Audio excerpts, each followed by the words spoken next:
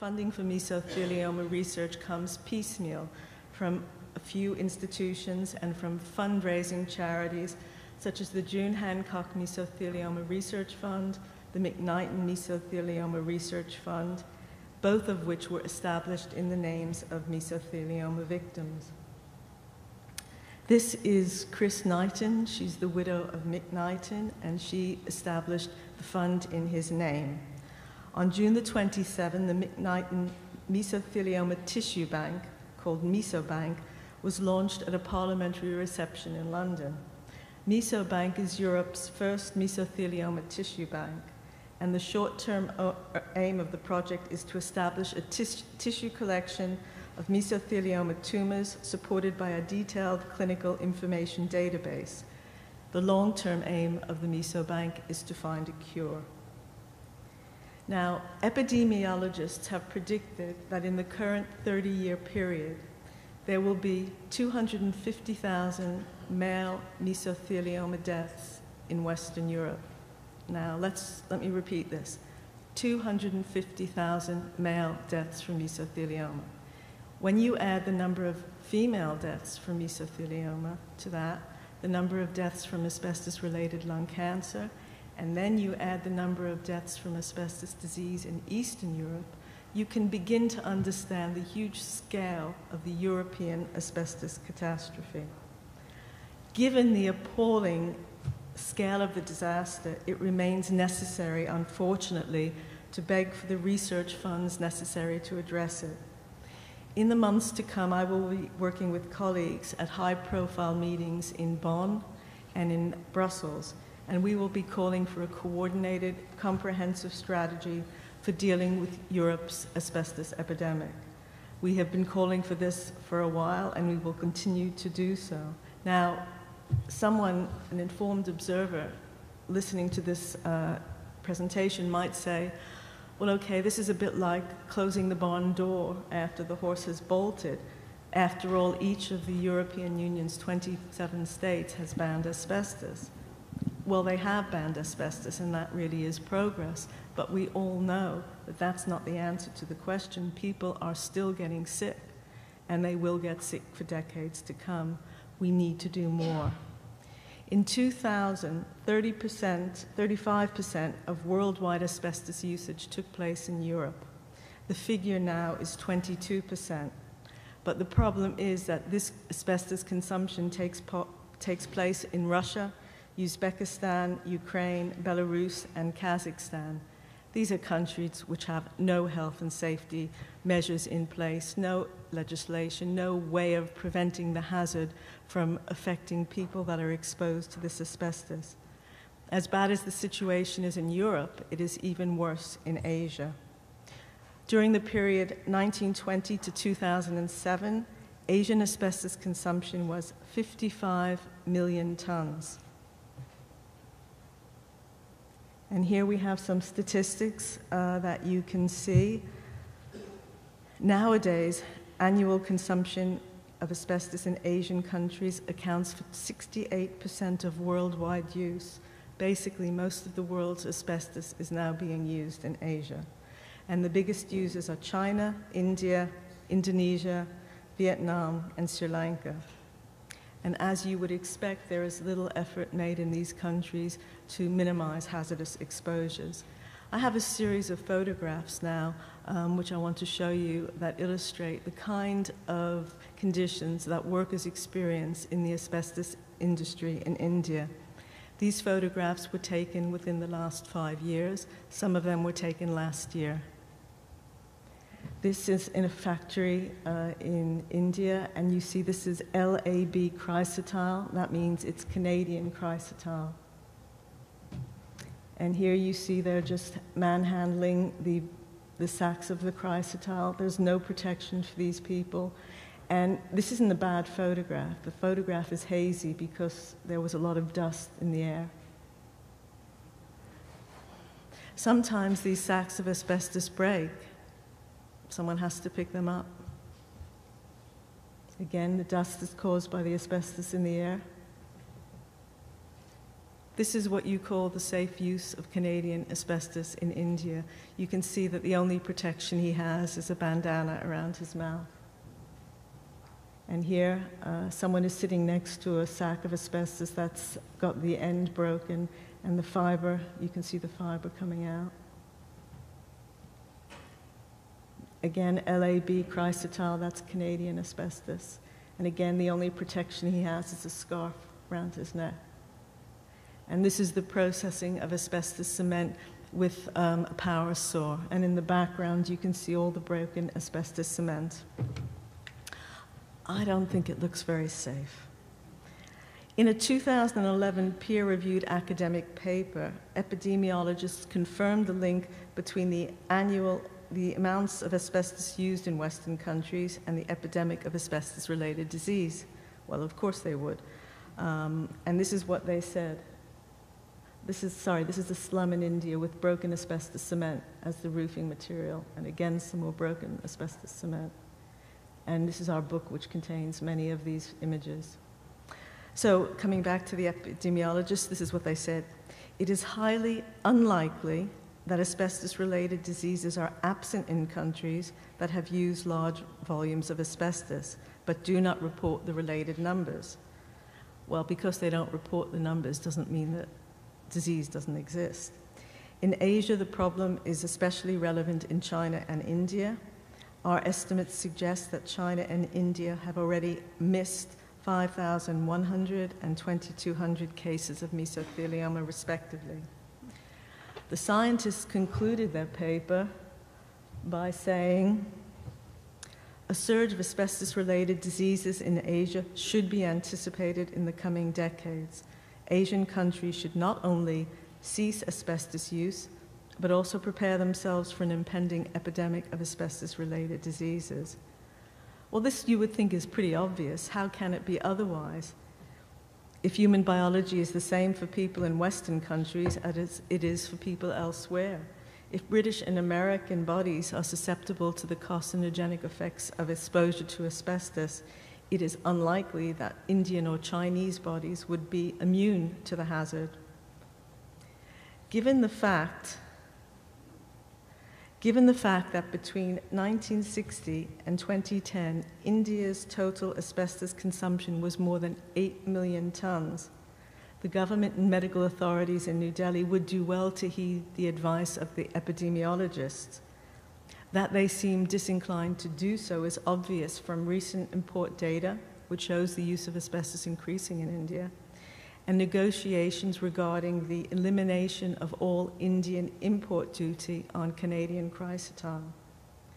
To further compound the threat posed by asbestos to Indian citizens is the news that on June the 29th, the Quebec government handed over $58 million of public money to the international consortium behind a new chrysotile asbestos mine in Quebec.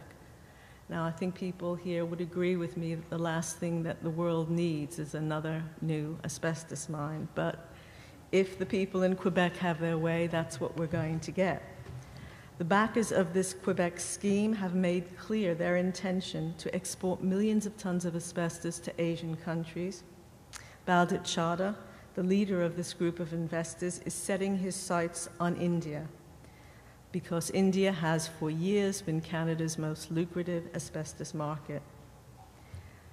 Now, we are outraged by this, but so are people in India, and a colleague of mine, Mohit Gupta, has accused the Quebec asbestos entrepreneurs of behavior that is racist and hateful. Mohit asks whether only light-skinned people are entitled to breathe clean air and drink clean water.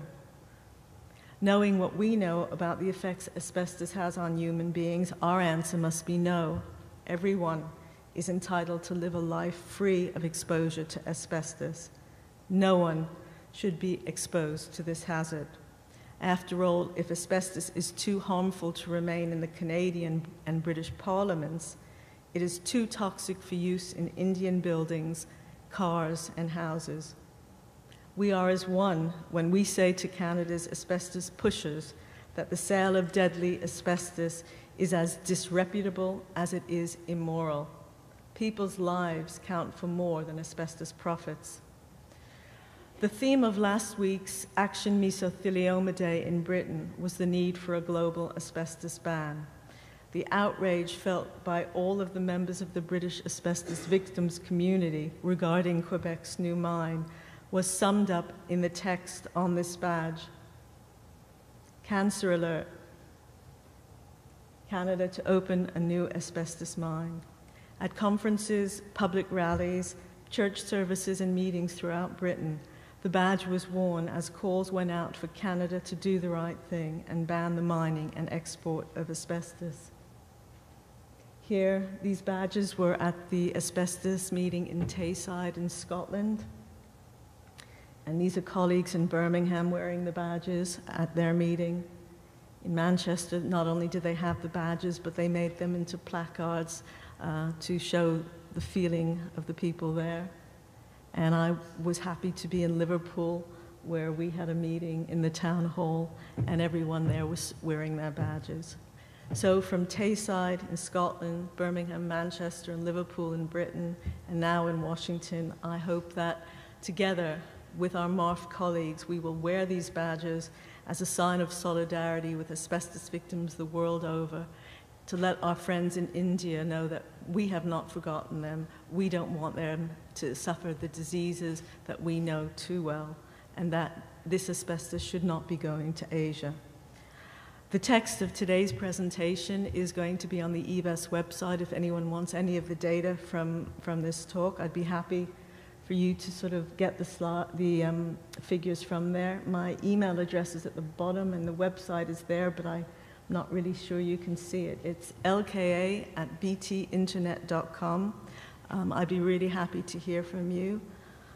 In closing, I would like to thank you for your attention and reaffirm our commitment to end the use of asbestos in the United States. Finally, we hope we can get a ban here, but also to address the problems caused by asbestos the world over. I believe and I hope that an asbestos-free future is possible for all of us. Thank you very much.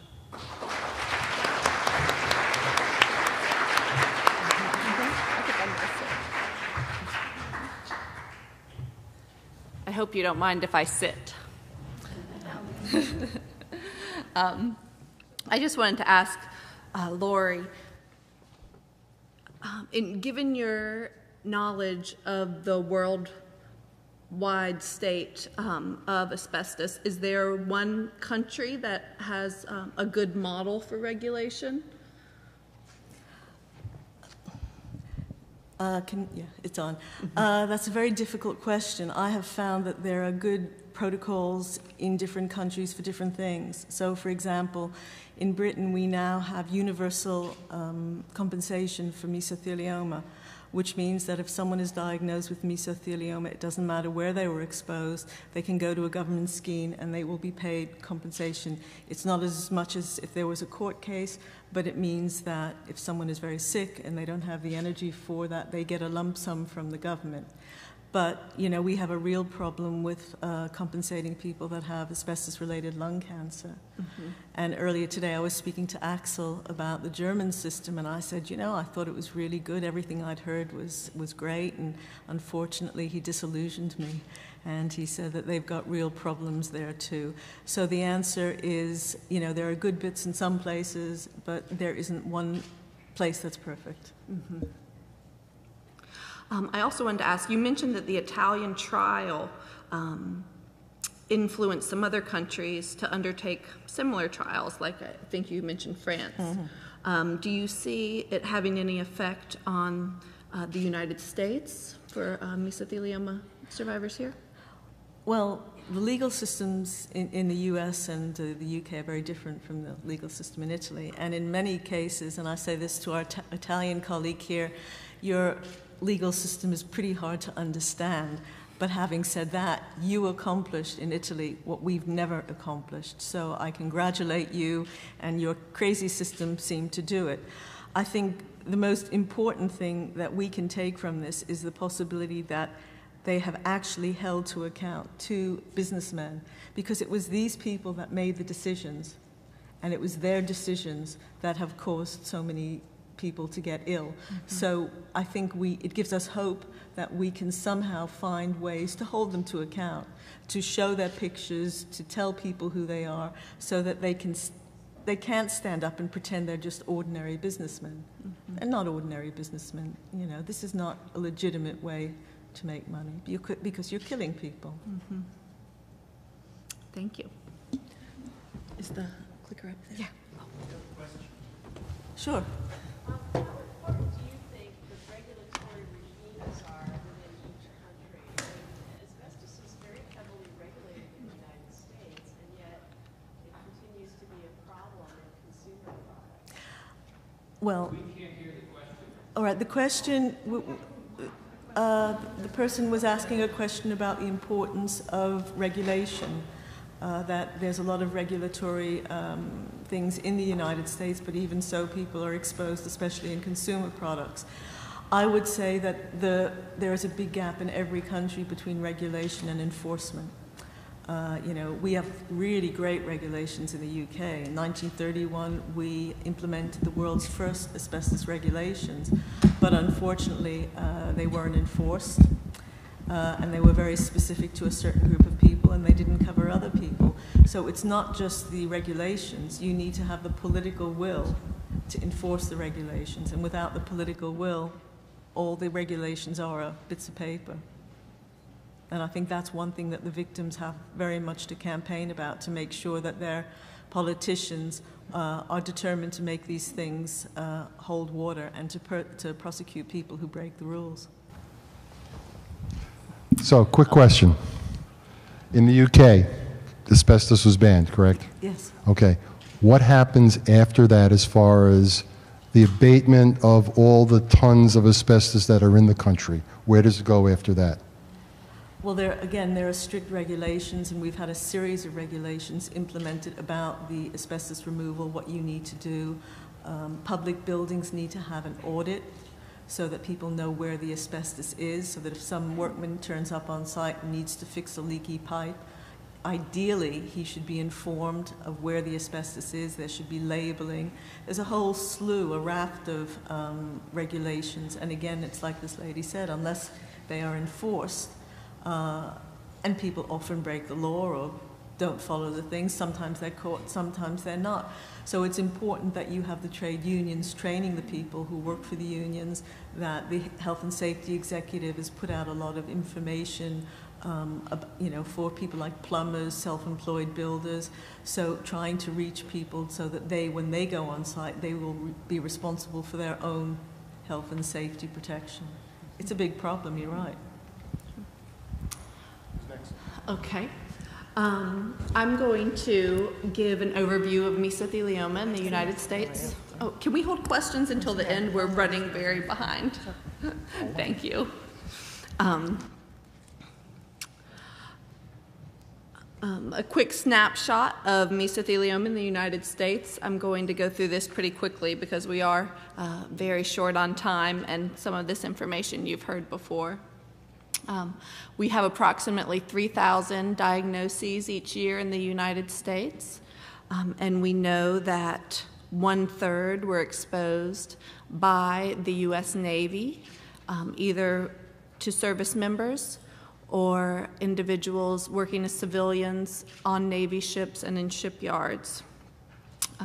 We know that asbestos was built into ships, particularly used for insulation and pipe coverings, gaskets, felts, meters, deck coverings, and adhesives, anything that could stand up to the heat of the engine rooms. And we use that fact that so many were exposed in the Navy in a lot of our advocacy efforts here in the United States, so we can urge the government to take responsibility for their action. Here's a map of the states with the highest incidence of mesothelioma in the U.S. You'll see that many of them are coastal due to the Navy influence. The darker colors, I should have said at the beginning, are the states with the highest incidence. Asbestos is not banned in the United States. at this time. We do think that the use is a lot lower than it once was.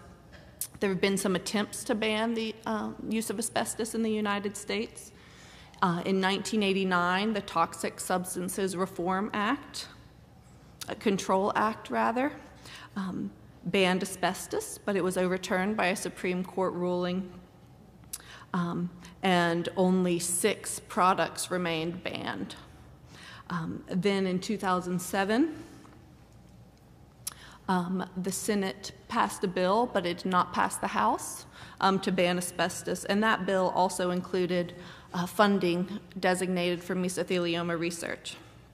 And the Meso Foundation was instrumental in crafting that bill, but unfortunately it failed. In my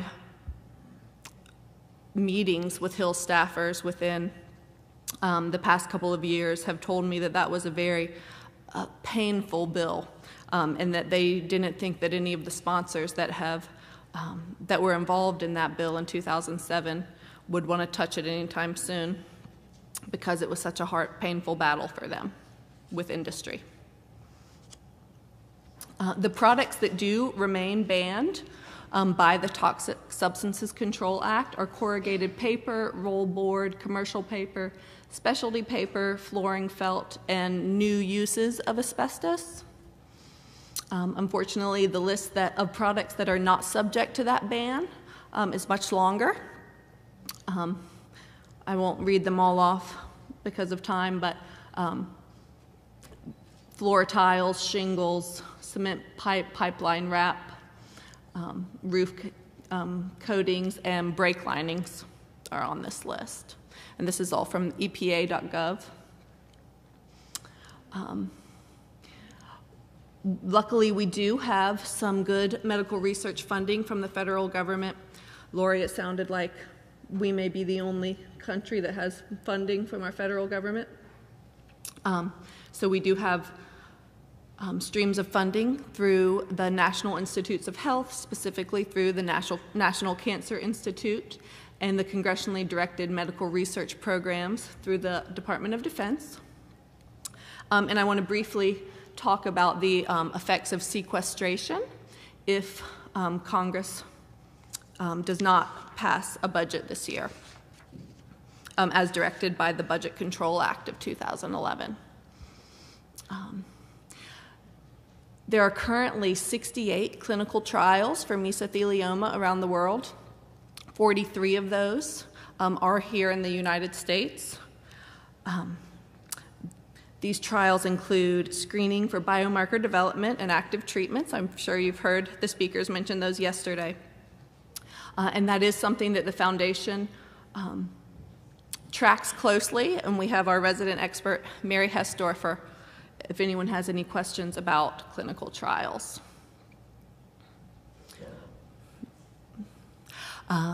So the 2011 Budget Control Act, put forth by Chairman Ryan, requires a 7.8% cut across the board for all government programs in January 2013 if Congress fails to pass a budget this year. The Super Committee, as I'm sure everyone has heard about, failed at their attempt to cut the budget. So sequestration is a very looming threat. The 7.8% cut across all programs would reduce the funding for federal agencies by $3.6 billion, which would be devastating for medical research. And the special thing about sequestration is that that 7.8% cut would be across the boards, which means agencies would have no power to make the decision about which programs were cut. Every single program would be cut 7.8%. The good news about that is that everyone on the Hill has a PET program, so I don't think anyone wants to see the sequester put forward. But I did want to mention it. There have recently been many people giving testimony on Capitol Hill about the effects of the sequester. We have NIH researchers saying that it will, the United States will no longer be the leader in medical research if this goes through. It'll really threaten that position. And there's a typo on this. Francis Collins is the NIH director, not the NCI director. I just noticed after I printed this out. But he is saying that roughly 2,300 grants that usually would have been awarded in 2013 will not be awarded if the sequester happens. So what does this mean for Meso? Oh, and I just wanted to also, I borrowed this slide from Research America. I apologize for the bad quality. I took a picture of it with my iPhone. But I think this really illustrates how in 2010, the NIH was able to fund 21% of the grant applications they received, down to 18% in 2011, 19% in 2012, and if the sequester happens, they'll only be able to fund 14% of the grant applications that they receive, that they expect to receive. So that's pretty scary. That's in 3 years, 6% of the grants they would have awarded will be gone. So what does this mean for mesothelioma? I'm going to refer to fiscal year 2011 since we're in 12, so we have the exact numbers for 2011. We had 23 mesothelioma grants from the NCI, and that's basic science, that's the whole gamut of grants from basic science to clinical trials. The sequestration would result in 2 less grants for mesothelioma in 2013. The CDMRP, which you heard about yesterday, I won't talk about this a lot because I know Mary and Julie talked about it and Dr. Krug. But this is a program that is also at risk. I'm not going to use the word earmark because that's a bad word, but this is a program that is added in the appropriations process. It is not included in the Department of Defense's budget request or the President's budget request. So it is an act of Congress to include it in the budget, which puts it at risk. And you saw this slide yesterday, but I wanted to point something out. Mary showed this slide. These are the grants that mesothelioma has received from the CDMRP since they started, since mesothelioma became an eligible disease to apply for these grants in 2008. And what the point I wanted to make was, as it stands, mesothelioma is included as an eligible disease to compete for these research grants. So we're competing with 6 other cancers now that were in the peer-reviewed cancer research program for a specified pot of money. So what happens is, even though that pot has remained pretty consistent, we have gotten inconsistent amounts for mesothelioma over the years. There was 1.3 million in 2008, then 2009, 2010, it increased up to about $6 million, and then back to about 1.1 in fiscal year 11. So it's not the most secure source of funding for us. However, also within the congressionally directed medical research program, some diseases have their own line designation. So one of the main ask that we asked for on our advocacy day on Wednesday, and that we ask for continuously in our advocacy efforts, is to get our own line item. So when they do appropriations, instead of saying mesothelioma is eligible to compete for a pot of $16 million, there is $5 million specifically for mesothelioma research. The good news here is that every year that mesothelioma has been included as an eligible disease, it has been funded. Which means, one, our researchers are putting forth research that is worthy of being funded, and two, that the people reviewing the grants, like Julie, think that the research deserves funding and is related to military service.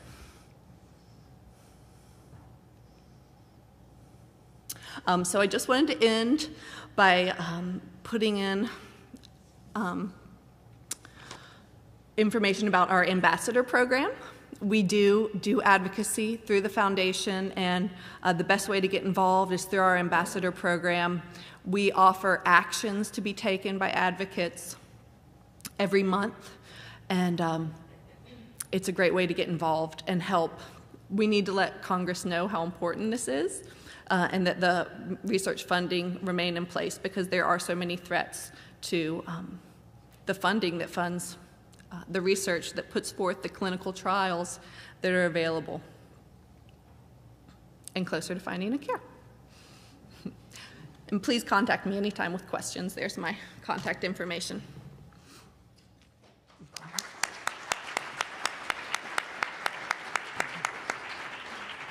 Lori, thank you so much for coming all this way and helping us see and exposing us to all the global perspectives that you brought to the table today. I'm sure that everybody's eyes were opened up and very shocking information. And Jessica, thank you for your great presentation about, our situation here in this country. And I hope that everybody signs up for Jessica's ambassador program to help her. Obviously, she really understands what needs to be done and how to mobilize our community so that we keep this mesothelioma funding for research, or at least doing the very best that we can to keep it, keep it strong, keep it available, and make it happen. So thank you both very much. It was great, very informative.